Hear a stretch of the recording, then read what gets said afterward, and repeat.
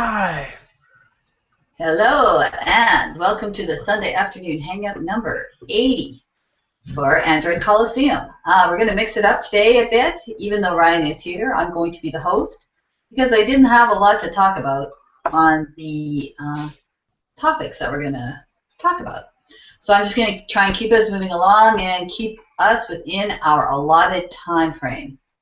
So let's kick off. One of the things that's been really hot lately, and you've seen it all over the web, is the leaks for the LG G3 that's coming out.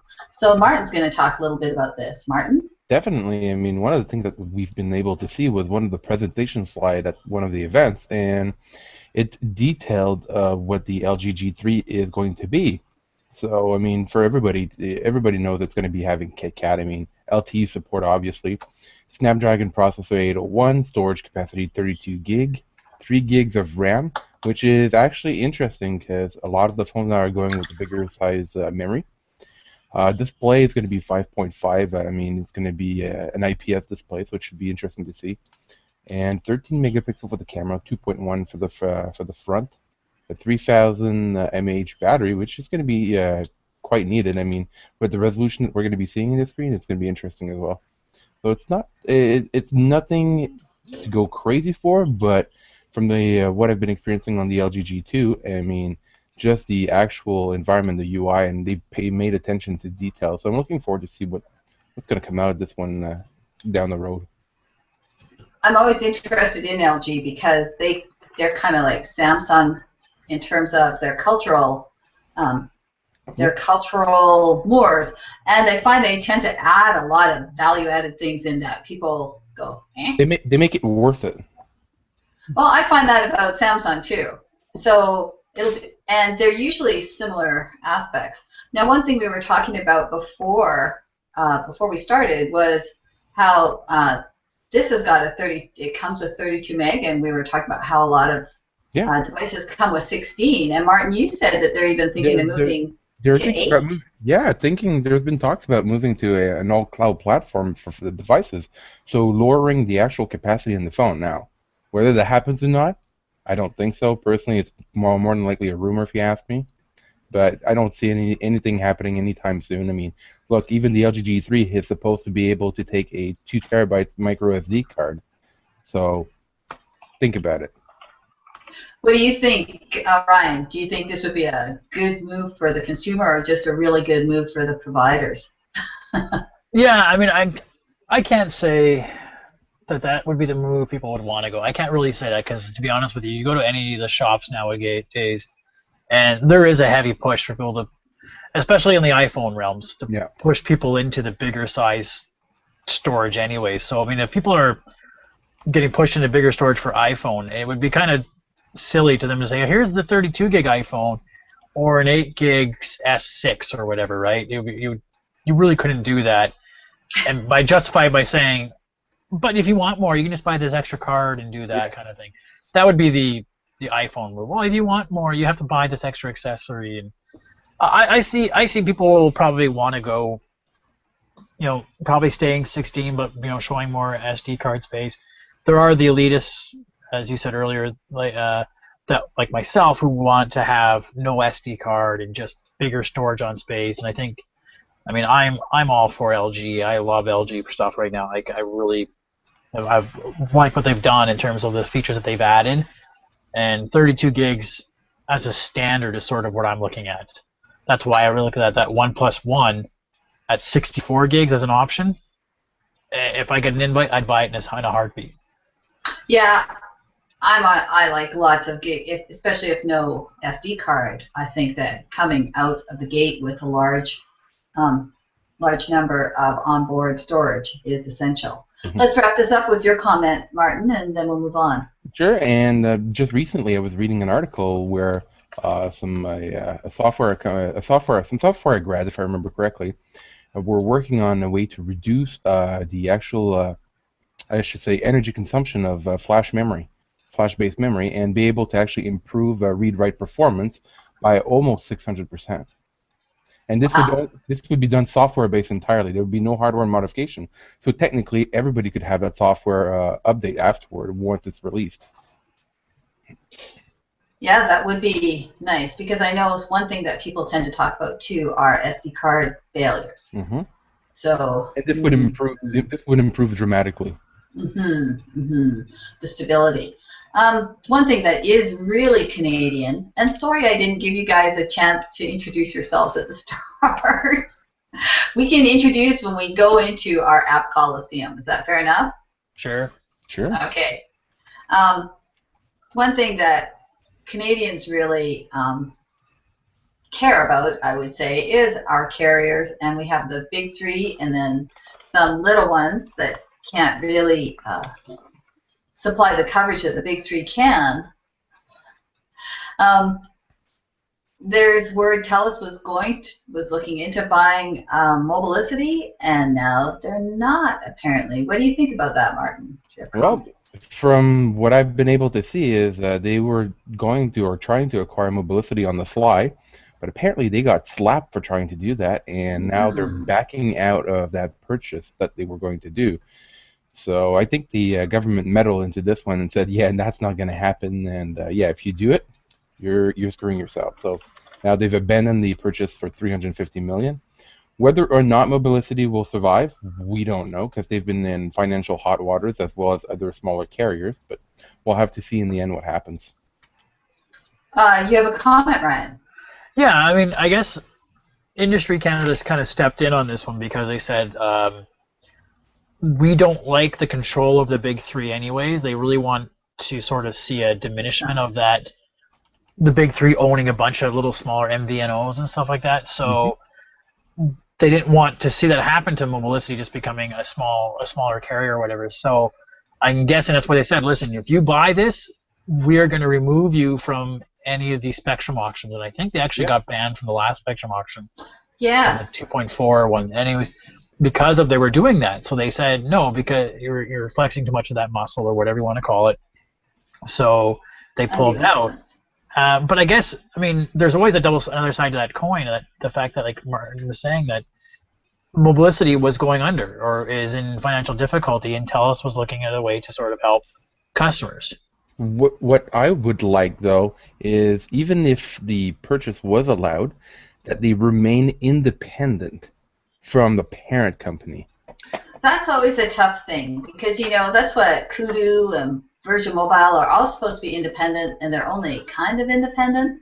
Yeah. To me, what would be a great bailout for Mobilicity is if Shaw bought them.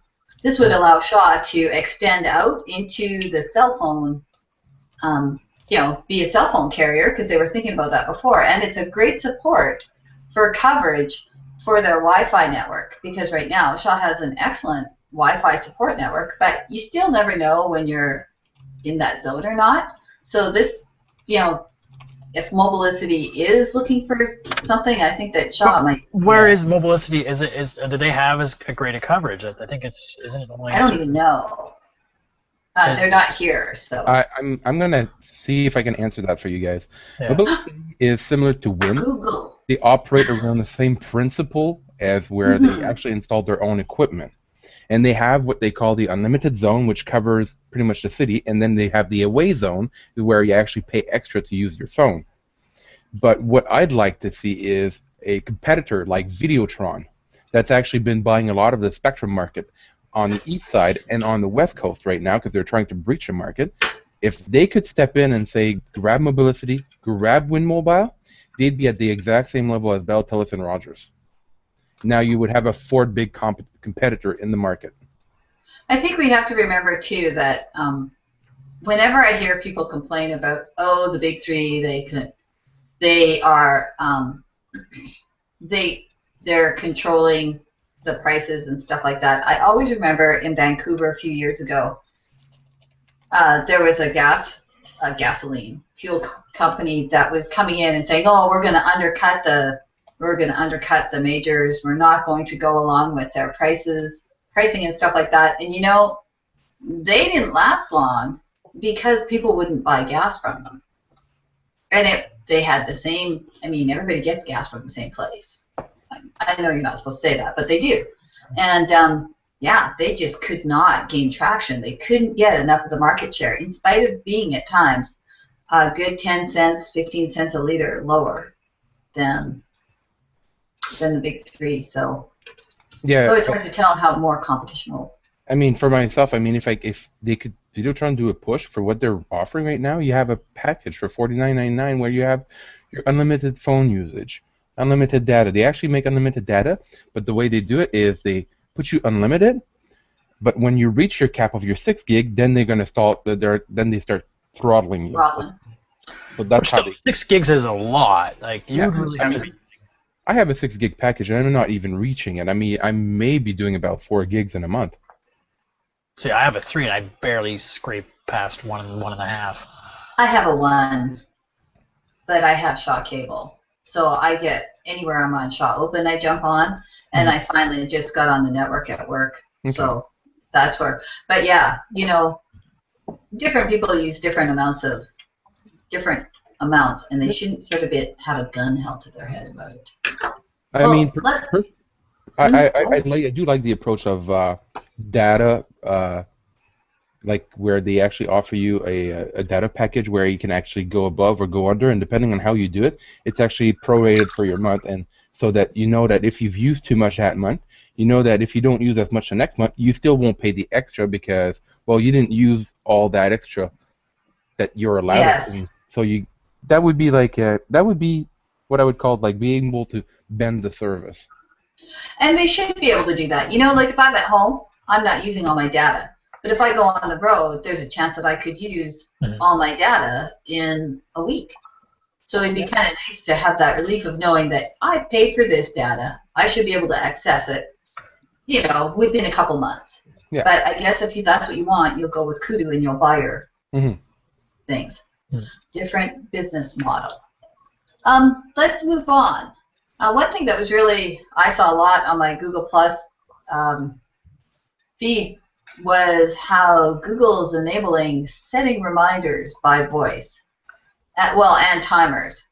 So, what do you guys think? I have not been able to get my reminders to set. I think I'm not. They say, do you want to set the reminder? And I go, yes. And it goes, oh, can't reach Google. And I set the reminder. Then I start asking, and then I start begging my phone. Remind me to pick up parents' mail. No. Honestly, I don't think I've been able to set reminders, but maybe the feature needs an update where to fix it properly. I don't know. And this may be a U.S. service. I mean, who knows, right? Because they never say very well those things. So I don't know. I just found it weird that I can touch it and it'll set, but if I say yes, it doesn't set. But have fun talking to your phone. At least you don't look too odd anymore. Yeah, you won't look crazy with people looking at you going like, "What are you doing?" I'm like, talking on my phone. Yeah. Well, it's funny because like I think I've used something similar to this in Google before, where I was just at my dentist appointment the other day, and I said, "Okay, Google, remind me that, or create dentist appointment on September 25th or whatever the date was, you know." Because then they're sitting there writing out the card. Okay, and here's your card. Like, I'm good. Because I've already, spoke it to my phone versus having to, people who pull out their BlackBerries and scroll through and punch the date in, right? So I can just say, add that. That's kind of a nice feature. always have to laugh because the voice recognition is so good with Google, like really good, but you must speak fairly slowly and clearly, and I don't speak like that a lot of times. So it catches like autocorrect, and then all of a sudden it's like, I think I said something about remind me to put golf balls in the car, and it said something totally different about balls for somebody. So I was no, not that. Yeah, no, that would do it. Nice. So we saw like a huge change in design for G+. Like, I happen to really like it, but now the word is that Gmail is in a redesign, and it seems to be going away from the structure. Yeah. What are your comments on that, Martin?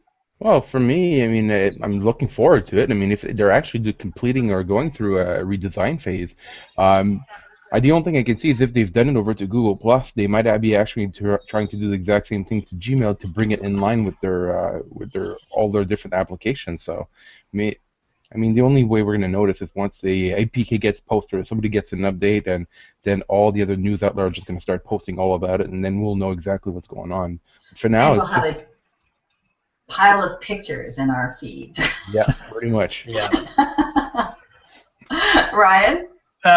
My only comment is, as long as it's, again, allows for a good workflow of Gmail, like for a lot of people I know use Gmail as their actual daily email, right? And if it becomes somewhat cumbersome and burdensome, then just to look flashy, then I would really start looking elsewhere, because I need it to be functional. Right now, it's very functional. That's people keep talking about that Gmail looks ugly and looks very 1990s-ish. I'm like, well, you know what? It's actually very useful. It doesn't need to be a fancy-looking product. If it's looking to go like the G+, what I do like the G+ look, and I like the layout, but what I kind of find funny is that they really push a lot of people to be using the hamburger slide-out menu and these different design elements that have to be sort of this is what the Android guidelines look like, and then they go make G+ look exactly different than that. Right? There's no slide-out menu. There's no the action bars in the top corner instead of the settings. It's just these. It just didn't sort of seem to follow in line with what they were trying to say earlier. It just seemed, I don't know. I'm not a developer, so maybe I'm not totally 100% up on what they were asking people to do, but. I know the thing that I really liked about G+ was that they had there's a little floaty thing that you just press when you want to, when you want to comment. I like that way better than what they did. And I like that you can see both your accounts, except that I keep posting the wrong account. What about you, Martin?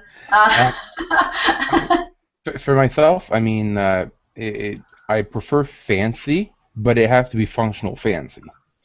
But like you mentioned, I mean, if you don't select the right thing when you're trying to post, I've noticed that. I've noticed I've almost done that a couple of times. I'm like, oh, I'm on the wrong one. Flip it down, change it, and there you go, and good to go. But for Gmail, I think Gmail is time for a redesign. It's been outdated. Yes, I agree. But maybe they can make it fancy without what the word I would use, fucking it up. Well, that is a comment that goes with the book that I was reading about called How to Be Polite for People Who Use the F Word Too Often. That would be for me. So, yeah, I think it'd be nice to see a redesign as well. Like you see a lot of the other more general email apps that come out, and they are very nice looking. Yeah. And some of the design elements aside, for Google Plus, it is a really nice looking app. So, I'm hoping that this is the direction they're going in. Yeah, and definitely. I mean, if people are interested and you've only been stuck on Gmail, they can always go ahead and give Mailbox a try, or what's the other one? Cloud Magic. And these are fancier apps, better looking, but they may lack in some features that Gmail has. So it's always worth to take a look and see what works for you. Yep, absolutely. Now, one of the things this has been the buzz for a while, like before I think KitKat came out, is Android is really maturing. So there's less and less need. I know I haven't rooted. Part of the reason I haven't rooted is because of the Knox thing, and I do want to use Knox. But it would seem that fewer and fewer people are rooting. So Ryan revisited that with a poll. How did it come out, Ryan? Yeah, so just to give people a little bit of background on this, I wrote an article the other day because there was like a big hullabaloo about Chainfire posting about how difficult the new Super SU is on KitKat, calling for certain, they call PIEs or whatever. And so he's showing developers how to work around it and how he works around it with a Super SU file. So people are now saying, oh, does this mean that it's going to be harder to root Android in the future, especially when they looked at stuff like the new Silver line? And is that going to be changing the way that Google is going to be working with Android? And so a lot of these little rumors sort of collided together, people thinking that rooting is going away. And I wasn't sure, so I decided to take a look at it and revisit that idea. And so I asked people to poll of, do you root your devices? That's something we've talked about here a fair bit, where a year, 2 years ago, you got an Android device. If you're sort of Googler worth your salt, you would root it and do whatever you want with it. Nowadays, it sort of seems to be less and less likely that you're rooting your device. Tom, who's not here today, who just bought the S5 himself, hasn't rooted that. I don't think he even rooted his Note. No, I think he rooted his Note 3. I can't remember, but the idea of like having to root is becoming less and less a reason to. I mean, most people would root so they could install something and then flash their own custom ROM, which rooting doesn't necessarily have to be part of that, but that was some of the reasoning, is that I root to do this and that, and less that's becoming the reason. So we did a quick little poll to sort of say, now I'll have the poll up on the website, and you can go and take a look at it later if you haven't voted already. But people that have rooted their daily driver device is 51%. So 51% of people are still rooting their daily driver. Personally, I might get away with that. My Nexus 4 is rooted, but if I were to buy a new device, I don't know if I would root it right away. 11% of people are saying they root, but not their daily driver. They'll root their home tablet or their old device to play around with or something. And then the people that are saying no, they do not root at all, is 34%. So a third of the people are not rooting their device at all, which kind of makes sense, because a lot of people out there that don't even bother to root because usually they don't even know what it means. And I'm hoping to write an article in the next little while to talk about what is rooting. Like, what is it really advantaging? Because there's a lot of misconception about what rooting is. They think rooting is I root it to get rid of bloatware. Well, you can remove bloatware if you root, but doesn't necessarily that's what you do. People then think that, I root it to get a new ROM, but necessarily you don't have to do that. CyanogenMod installer can install CyanogenMod without actually applying a root access to it, so you don't have to technically have it rooted. So there's definitely ways around. I'd like to talk about that in a little bit. So again, to discuss. And so one of the questions we asked was, if you do root, why do you root? A lot of people remove bloat, customize it the way I want to. Exposed as being the thing. I think people are looking at it. The idea of flashing a new ROM to get all these features these days is starting to move away because you're getting options like exposed and extra launchers, etc.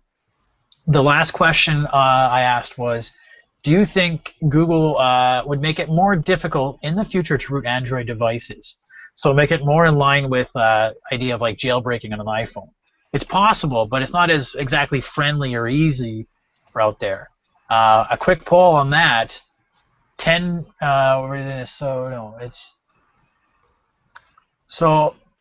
I would say about 66% of the people are saying yes, that Android would be rooted, or it would be difficult to root, and then 1/3 are saying no, it won't be more difficult to root. Sorry. So that's the poll results. If you can go on the website, you can actually check it out. And I'll let Martin, he's got a bunch of comments he wants to make. Actually, I am the moderator, so I get to make my comment, and then Martin can say. I just want to say the only question I would have asked in there was, what is your daily driver? Because we don't know whether it's older, like people with older devices. I know I update all the well, this year I didn't, but I can update any time I want. But maybe there are people that really do wait out their contracts. So that's the only question I would ask. But Martin, you have 2 and exclamation marks. I was waiting for you to start typing ones. So what are your comments? Well, my comment or my thought on this is rooting won't be required in future versions of Android, for the fact that they're going to be streamlining that super user access within the OS, which will allow you to still program applications that do require elevated privileges. And without a super user, it's all going to be streamlined from what I can see, and people are still going to be able to make modifications to their phone and whatnot. They won't need that super SU binary that you need to get your phone rooted, so because you want to use elevated access. It's all going to be built in.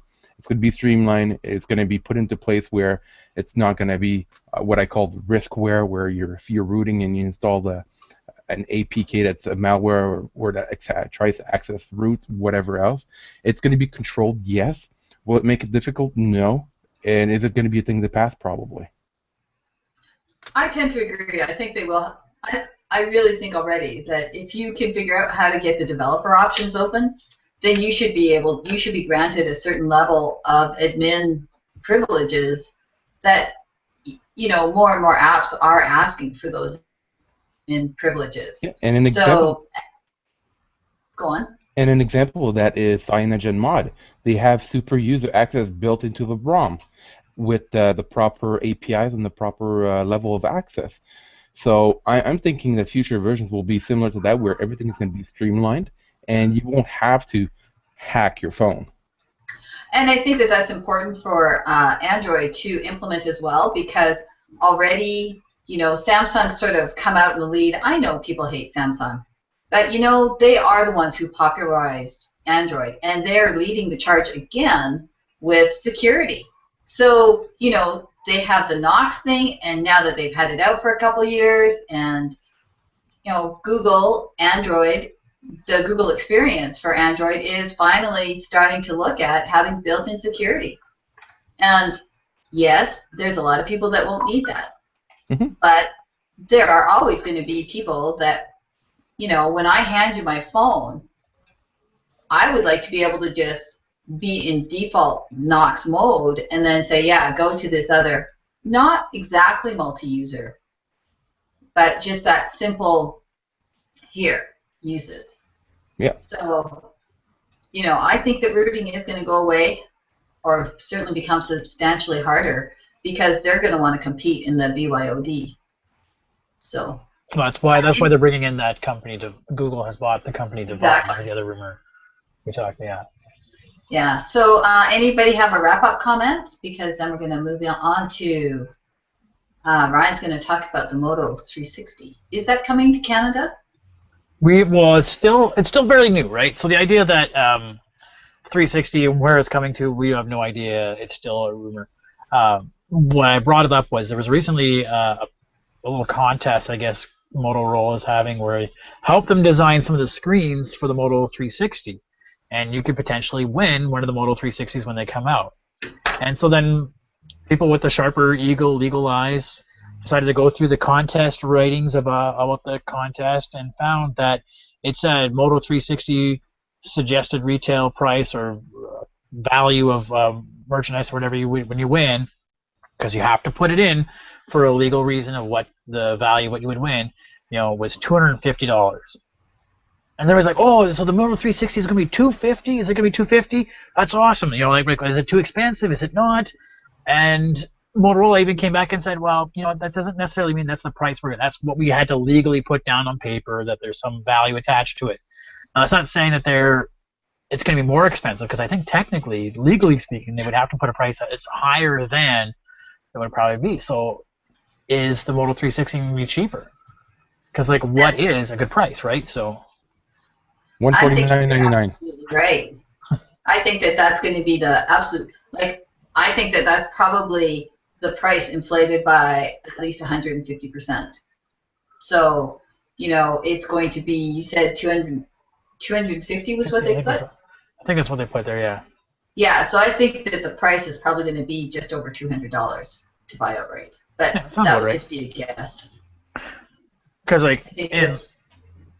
in line with that, what is a good price for a wearable these days? Seeing as I'm now sporting one of these. Just for review purposes only, though, so. Well, since there's nobody else that has comments, I love my Gear Fit. Mine's stopped charging, so it's in the shop. Rats. But Ryan has one. And Ryan, I loved mine. What do you think so far? I really do like it. To be honest with you, I'm kind of saddened that it's only for Samsung products. So, and I'm one of those guys. I'd rather not be brand tied if I don't have to be. But what I was really kind of worried about with the Gear Fit was that it would be more fitness based than it was notification based. But it actually has a pretty good talent. I actually can go through it and see my notifications, and it does very well for Hangout notifications and Gmail and my text messages, email. So it does pretty much most of what I'm going to run into. And again, the idea is that I just want to have my phone in my pocket or somewhere over my desk somewhere, and then if something happens, I can just look at my watch, see it's a text message from my wife, don't forget to pick up that. I don't have to go and grab my phone to see what it is. Versus like, oh, meeting's in 10 minutes, I gotta get going, right? So I can just quickly look at it and see.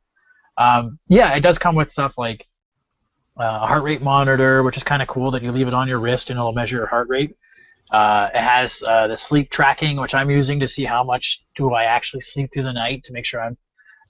And this week that I have this week off, so I'll be doing a fair bit of biking around town. So I want to get fit, so I'll be tracking that kind of stuff and see how that works. You can use a pedometer, so it's kind of really neat. And it's what I really love about it is that it's very low profile. It's very small in the wrist, but for that size, it actually has a pretty big display. Like for that, like whereas if you look at the smartwatches or the Gear, the Galaxy Gear, like it's a small band, but then you have this big hulking square thing on your wrist.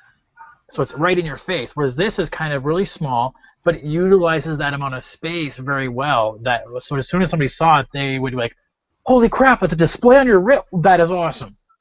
So I really I have to admit, people that saw it on my wrist too just thought, "Oh, that's interesting." And they picked the colors really well, so it stands out, right? Those colors stand out from that black. Boom! There it is. Like, and it shows very well. You can put your own like. I ended up importing a wallpaper from my phone onto the screen of my Gear Fit. You can do that. I imagine you can. I imagine you can. I'll be honest, I have not bothered to really look into a couple of this. I can't remember. There's a guy that's been on my posting. I've been talking about it, and he's showing me how.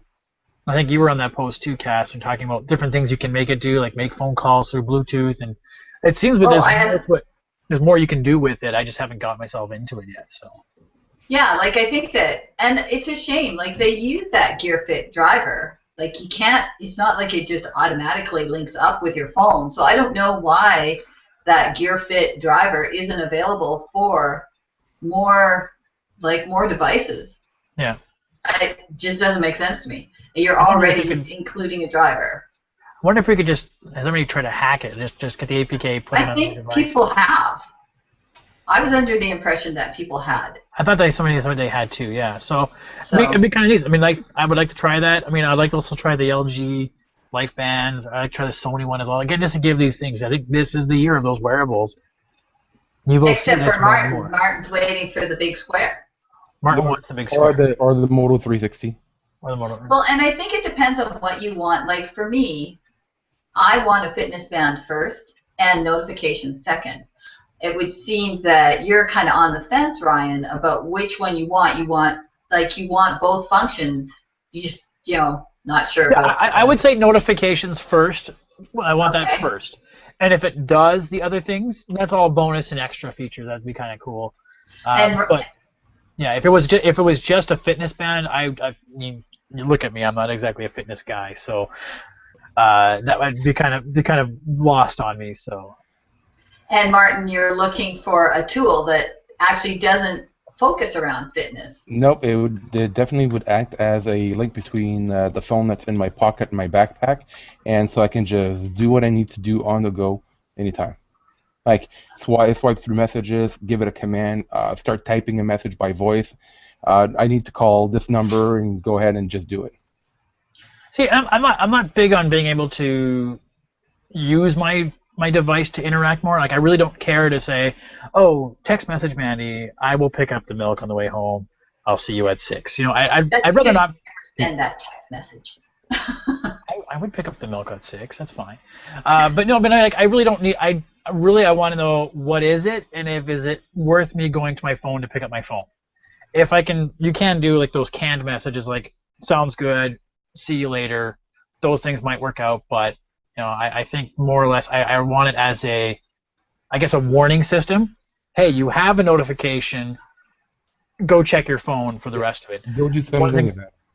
One thing I mentioned in the pre-show that I don't like about the Fit is that if I look at my text message on my phone or my watch, it marks it as read on the phone.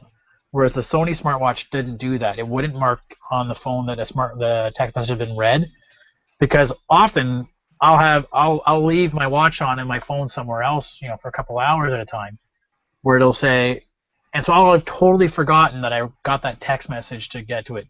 So whereas on the smartwatch, the Sony one, I can then pick up my phone, and because a text message hasn't been marked as read, it'll still remind me that there's to be read. Whereas with the Samsung one, I've forgotten, and unless I happen to look at my text messages again, then I'll remember that it's still there.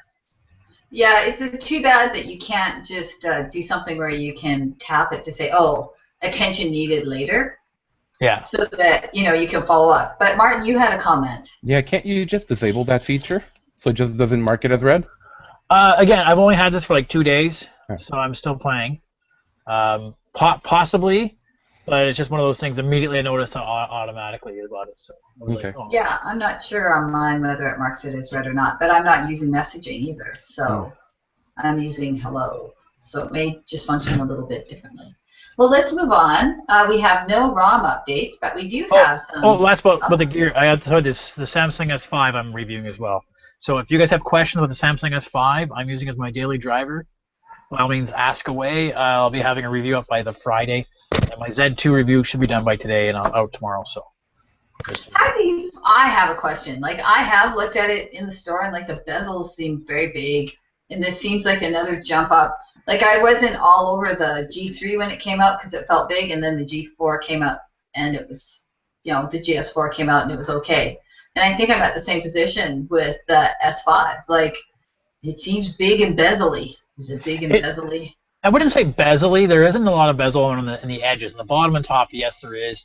What I do notice is that there's a lip, like that little I wouldn't say aluminum. Oh yeah, because that's on my Tab Pro as well. There's a bit of a lip where the band is. Yeah, the band, and then it goes kind of down to where the screen is, Yeah. and I kind of noticed that like my finger runs against that a fair bit. It is a little bit larger. I mean, I got to admit, one thing that's kind of weird with the Z2 and the S5 I have. I'm used to the Nexus 4, 4.7 inches, and I've tried the Nexus 5. The Nexus 5 and the Nexus 4 fit perfectly in my change drawer in my car, so I can like rest it in there, right? So I can see if I get text messages or whatever else. These guys do not fit in there. They're just that extra little bit wide, and they don't fit there. So I can't leave it in my change. I guess you could say ashtray or whatever you want to call it nowadays. But that's just why I kind of find it's just a little bit big.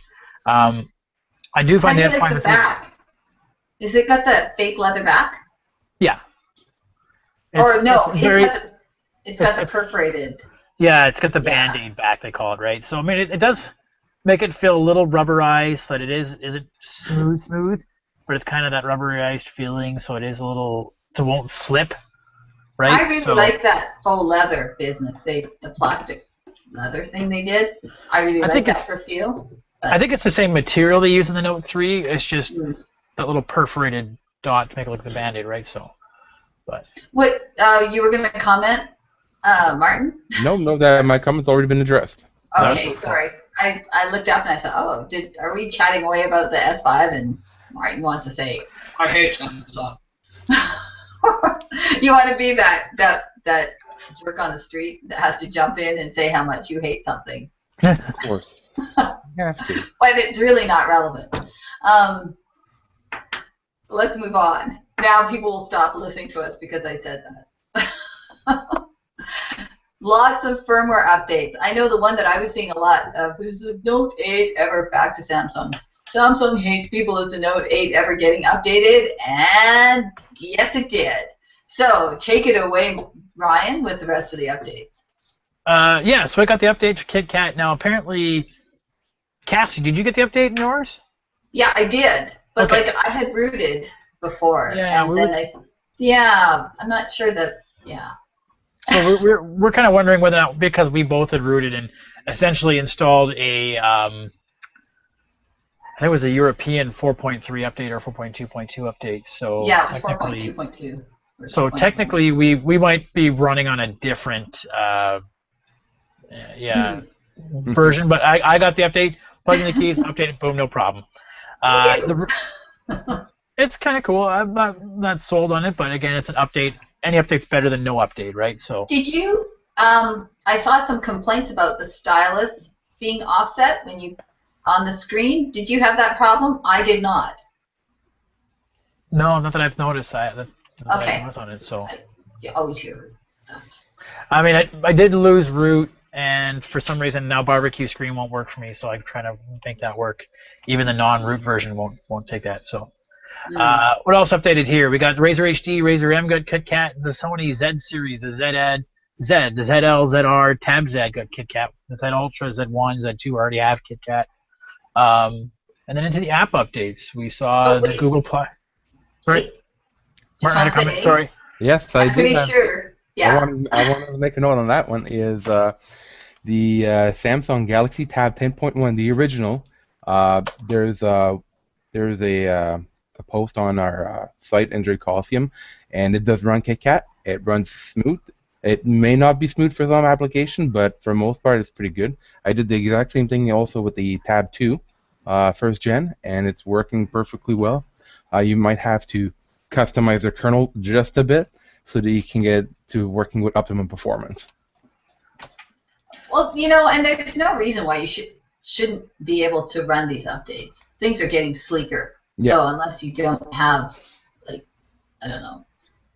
Yes. Well, it's good. The thing with these updates, these firmware updates, is now that so many people are getting KitKat, I'm pretty sure that means that at I/O they're going to push they're going to push something new out so that everyone can be behind the curve again.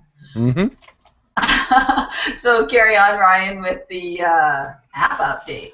Okay, so app updates. I'll talk about the ones I know about, and then I'll pass over to Martin to fill in the blanks on the other ones. Google Plus, we got the whole redesign, all red. Not a big fan of it. The red color. I love that color. I'm not a big fan of the red color. I mean, I like a new change. It's missing the hamburger slide after you got so used to all the other apps that had it. They got rid of it, but again, it's a very nice update. I gotta admit it. Plus, we got stories. How awesome is stories? You guys tried stories yet? I don't have any stories. Well, you can take more pictures than Cass. I guess. But you can take a look. You could probably have your photos from your vacation and whatnot. It should be up if you update them. Yeah. Anyway. Yeah. Other updates that I know of, I know SoundHound updated to have a sort of new look for the artists and how you can search for different things. Box updated to be a little bit faster. Photoshop Touch added more fine touch brushes, especially for those with using the notes. Gmail has a save to drive feature. Untapped has it autocomplete, which is really nice because I always hated if you was untapped, you want to add in a beer, and you're like, okay, I have to touch the whole name of the beer in before you, and then search to find which one. Whereas now you can start typing it in, and it'll start saying, did you mean this one? Did you mean this one? And it's a lot easier. Chrome updated to now have the undo tab deletion, so you can, if you close a tab, you can now say, did you want to bring that back? Yes or no. Kind of nice feature. And then I'll let Martin talk about the other ones. All right, all caps updated with minor fixes here and there. Should be working better for most people now. Other functionality were added as well. Link bubble was some fixes for the crashes when you try to open up some of the links within your application. Tap attack, same thing, just improvement and fixes. Same thing with the Today Calendar app. It's a very nice widget. He's actually updated a couple of things and fixed the UI a bit. Voxer application, although they've updated and they've made a lot of fixes to it, it's still not working. I still can't use the walkie-talkie feature to it. It just crashes on my phone. And Reddit was updated. Personally, I didn't see any changes, but apparently there's a lot of stuff happening under the hood, and that's pretty much it. Well, it's nice to see that. I find that a lot of my apps update as well, and it's nice to see that developers are keeping up with new features and just tweaking things. It's so easy, especially for a lot of these developers. This isn't their job, so it really is a labor of love. And I really appreciate that they do this stuff, because I know about the only thing I could think I could ever program, because this is about as far as I ever get, is where you go, hello world, you have your spinning ball, and then after that I'm lost. So let's talk about the tip of the week, trying to make Android more useful for you. What have you got, Ryan? Okay, so what we're going to do, because we now can use Google Now to basically, set reminders. The idea of, okay Google. I'm not used to the S5 yet that I can't do okay Google from any screen. Remind me to take in parents' garbage. Oh wait, it started reading my things in before. cancel that. So the idea is you can say, okay, Google, remind me to get a new passport. I have to do this. So then ask me, when do I want to be reminded? Tuesday. So, and you can, no. So you can remind at a certain time, you can remind at a certain place, which is really nice again because Google now is sort of learning where you are. So you could say, you know, for example, the passport. I need to get that done before the summer starts, and I need to get my new updated. So I can say, remind me to get a new passport, and I can put aware of where the passport office is, and next time I'm in that area nearby it, it'll remind me, hey, you know, you got to get your passport redone. It's right there, right? Or I can say, I have to get it done by Friday. So again, it makes a little reminder, throws in your Google Calendar, you're done. That's awesome. I use Google now a fair bit now, especially to say take a note, and it adds it to my Google Keep. I usually keep a Google Keep widget on my screen somewhere, so I keep little notes or add tasks, add tasks to my task page and so. Pardon me. So again, it's a nice little feature that I always keep hearing the Apple people talk about, you know, how good Siri is.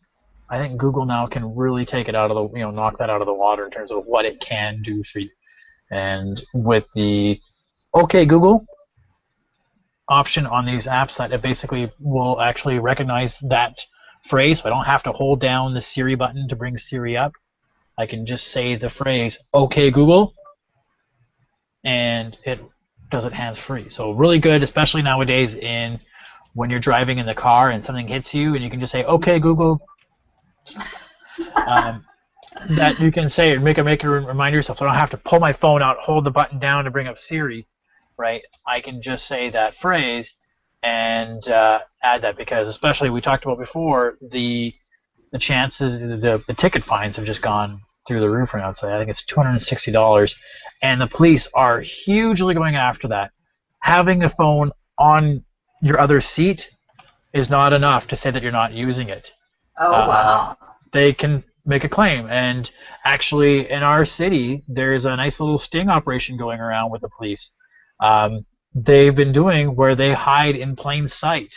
There's a lot of road work going on right now, and so one of the flag turners at these road operations where the sign stop and go is a police officer, and he's sitting there and he's watching which car is somebody, even though you're having to go slow, pull out their phone.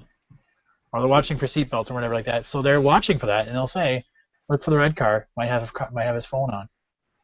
Well, and I think that's perfectly legitimate. I mean, we are not supposed to do that. It is a safety hazard, and especially in zones. I don't know about you, but in Alberta, you get double fines for speeding in construction zones. Yep. And when you're working in construction, your family expects you to come home. They don't expect you to be wiped out by some idiot driver. Even if they're going slow, they just aren't paying attention. Mm-hmm. It's biking season for me, so I'm getting the bike out. I'm going to be going around. We got the bike lanes, and it's dangerous enough for me to go biking in the bike lanes and even though we're supposed to be okay, people ignore the bike lanes when they drive, and all it takes is that slight little distraction, whatever it is, and it can be shifted over. So don't use your phone in the car at all. We're getting a little bit far afield of what the tip of the week is, but it shouldn't be. But the idea that you can do things hands-free and be rest assured that Google understands, it's setting you the reminder, it's taking that note, or it's sending a text message for you. It can do that hands-free, so you don't have to be distracted. Yes. For driving. I agree. So let's move on. We're running out of time. I was doing really good with keeping us on course, and then you sort of veered off onto be safe around other people. Don't text and drive. I don't think you can take enough time out to emphasize safety, but then that's sort of my job in real life. Going on, this is the part where we talk about apps that we like and that you could think about trying. I don't know how you guys get apps, but that's really how I get apps, is I look at what other people have suggested, and that's just what I do. So last week we had a three-way tie. I wasn't here, so do you want to talk about that a little bit, Ryan, and then jump in with your app for this week? Okay, so last week we had anti-malware software called Malwarebytes by Martin. I introduced Contra Evolution, so those of you who remember the old Contra game on Nintendo on their tablet, and Tom, having been introduced into the Samsung world again, is using Watch On. So those are the three apps we suggested last week, and it was a three-way tie. So each person got the same number of pluses and votes on it. So there you go. Awesome job, everybody. So good new game, new things to take a look at. So this week, because I updated my tablet, and I just realized now, for some reason, because it's using a different USB driver, I'm just trying to install it right now I can't get barbecue screen up and running for me to use this. So to show you I think that's Samsung KitKat, because I haven't been able to get barbecue screen on any of my stuff. Okay, so barbecue screen isn't running for me. I think it's to install a new driver. I haven't got around to it yet. But my app this week is going to be Minecraft Pocket Edition. This is something I played for a while, and I never really understood. And I'll just share the screen. I guess you guys can see what's going on. And you guys, to be honest with you, if you don't know what Minecraft is, you're missing what I would explain wouldn't really help you out really either. So, so Minecraft Pocket Edition. The idea with Minecraft is that again, you can just go into a magical world and you build stuff. You can play what they call creative mode, where you just have every resource you ever needed to, and you go ahead and you just start adding all those kinds of things to it. So you can build a nice fancy castle. You can build all sorts of. My son watches all these shows online where this guy builds games you can play with people online. It's actually kind of funny. Interesting. Personally, I don't play that mode. I mean, I've tried just, I go and I find a mountain somewhere and I just start digging through the earth like a dwarf and trying to find what I can find. And it's been kind of fun. I mean, like, I make my little realm and my little house built into a mountain, and my son will come around and go, oh, where's my house? And so I'll have to go to another mountain and dig through that mountain and, we'll build things up. And it's kind of fun because he learns, okay, build me a bed for my house. I'm like, well, I can't just build you a bed. I have to get wool, and I have to go chop down a tree to get wood, and then I can create these things. So again, it's sort of idea that you have to do some work to create these things, and it's kind of fun. I mean, and it's funny that I'll say, like, I don't get the point of this game, but yet I'll find myself having played like 2 hours at a time, like, holy crap, I just spent 2 hours mining the deepest, mine shaft into this mountain, and I found like one piece of iron ore. Whoopee! But it's kind of neat that way. I really like it. And it's not something I play every day, but every once in a while, it really, you find yourself immersed in it. Next thing you know, like, oh, don't touch my guy. My guy's got some gems. I want to use those gems to make this thing. So yeah, it's fun. I know my nephews are into that, and I just look at it and go, what are you doing? So watch some YouTube. I could not believe the YouTube videos my son finds is just immense. What the people can do with it. It's just wow. And I'll give another final shout out. It's not part of this week's edition, but to my buddy Mike Wallace, who made my Encyclopedia Minecraftica. So those of you who need to know how to make everything, it's like $1 app you can buy. So okay, I'm done. Oh, very nice, very nice. Minecraft is a great way to it really is a great way to lose track of time and be creative. So, what about you, Martin? What's yours? My app this week is Backup Manager, and essentially Backup Manager is what it is. You back up all your applications and your data, and it does a better job at doing the backup than some of the applications we've seen down on the Play Store. And I'll just screen share it because for whatever reason, the latest update of Barbecue Screen is not working. I don't feel so bad now. No, it's been pissing me off. So basically, Backup Manager has the standard configuration. It's actually going to ask you where you want to save your apps and whatnot. But just a note, you do need root permissions. It will not work if you're not rooted, and it will back up everything to whatever location you give it. So all the data, the application itself, so you can restore everything you need from there, and it will do complete a backup of everything. So you can uninstall apps from there. You can remove the backup. You can view the information for each app. And it's essentially doing what Titanium Backup does, but to a simpler level where it just backs up the app with the data that you have in it, so that you don't have to re-input everything. It just for purely backing up the app. That's it.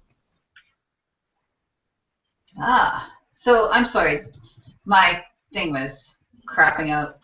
Did you say that required root or not? Oh, you definitely need root. Okay. Oh man, I'm looking at, I don't know whether it's Chrome, my internet, or just I'm cursed, but I think I'm freezing every once in a while. So I will go last, and I'm going to talk about this app called Skimble. Now again, I cannot get barbecue screen to work either, so I'm going to do a screen share. And so Skimble is a workout provider. I think they are tied in with S-Health this time around. I think you got some time with it. And I've looked at this before, and I really like this app. There's only one thing that I don't like about it. It's that it doesn't include music. But if you're one of those people, you can have music on in the background or whatever. It doesn't really matter. But what it does is it allows you to make your own workout session, to create your own, and you can use timers with it, or you can use their workout session. So they have some free ones, and actually a lot of free ones that makes it worthwhile. And then they have pro ones. And with the pro, I think you can get some better voices, because I have the stilted mechanical voice that's telling me what to do. But you can tell it to describe the exercise to you as you go along, or you can simply take a look at the screen, or you can, once you know it a little better, you can say, oh, flutter kicks for 45 seconds. And then it'll count down from about 15 seconds out. It'll say 15, and then 10, 9, 8, 7, blah, blah. So you know that you're getting ready to go with your next one. And they do have a range of, workouts, whether you want to work on your abs or a general all body. And you have equipment, you can also use equipment, and it will give you workouts. So there are some videos as well as just the pictures. So you can review at the beginning how to do you can see the video there. You can review how to do the exercise, or you can just flail away on your own. You can, you can flail away on your own. You can schedule your exercise sessions, and that will go into your Google Calendar. So then you can be nagged about how you're not exercising, how you were supposed to do your time. And you can add in fitness goals. So this is it's actually a pretty good app. Like I said, the only thing it doesn't have is music, but you can play something in the background. Android can do that. So do you play does it work with did you work with your band as well, or in terms of, like, I don't know, does it like help count your motions for you, or like feed in your heart rate or whatever? With the band, it does count your motions. It doesn't count them the same as your steps, but like I've always worn I wore my Fitbit, and then I wore my Gear Fit when I went to all my exercise classes, and it does register the motions. You just have to be careful that you're not, like, for instance, in Zumba, you can clap quite more than you're actually stepping. Gotcha. So you just have to be aware that your motions are pretty consistent with that. But no, it's I install Skimble, and then I go away from it, and then I go, what was I thinking? because you can actually download some of the workouts onto your device so that you can use them when you're offline. Okay. So it's a very comprehensive. It's a really good app. I like it. Very motivating, and you can do different things. I get bored pretty easy, so. That's cool. Yeah. I used Runtastic's push-up app. And like again, same thing. I was like, oh, I would try to push you to do just to get to the 100 count or whatever, and that was pretty much it. But then you had to download if you wanted sit-ups, and you have to download a different app if you wanted whatever else, right? So it was like, I like a lot that. of downloading. Yeah. Cool. Okay, so that's our 3 apps for you to consider. Minecraft Pocket Edition, if you like to have fun with your phone or device, not just phone. Backups Manager from Martin, so you can reinstall stuff. And then from me, the Skimble Workout Trainer. Hey, it's especially useful if I have a launcher and I want to restore the desktop without having too much fuss about it. So it restores. Does it restore widgets as well? Because I know a lot of times widgets don't. Widgets, settings, everything. It just once it restores the information, it shows your widget square on the screen. You just need to tap it and it reloads it back where it was. Excellent. That's a really nice feature. So that's it for the week, right? Yeah. So do you guys have any closing words of wisdom? It's 30 degrees outside where I am. I cannot believe it's summertime. I know. It's hot and it's like summery. It's raining, but at least it's rain and not snow. And we were at a barbecue last night. We're having a barbecue this afternoon, or this evening, I guess. So summer is here. We have daffodils, which sounds kind of funny in May, but you live where you live and you do what you can. Exactly. And I don't know if I know I told you guys, but now I'm telling the whole world. We are getting a Porsche Macan this production year. Does it have an Android? Does it have an Android interface? Well, if I want to spend a lot of money, I can get the app that lets you start your vehicle from a distance. Once a year that I'm going to want to do that, so I don't think I'll be doing that. Oh, come on. That is one thing. I know. I'm apparently made of money. It's going to be wintertime. It's going to be like minus 30. Be like, it's really nice to I already have my phone out and not go get my keys to start it up. Click. All right. No, actually, you can get a remote start now for Porsche, which is unusual because all those German manufacturers go, no, you must be tough, like Germans. Yeah. Anyways, man, I'm just saying a lot of inappropriate things today. Just today? Really? Oh, and that book about saying the F word too often. Yeah. I just bought. I don't know if you guys have noticed. If those of you who are parents or whatever, on sale was the go to the F to sleep book. So I bought that the other day. Oh. Ooh. It's on sale on the Google Play Store. Good for dog owners too.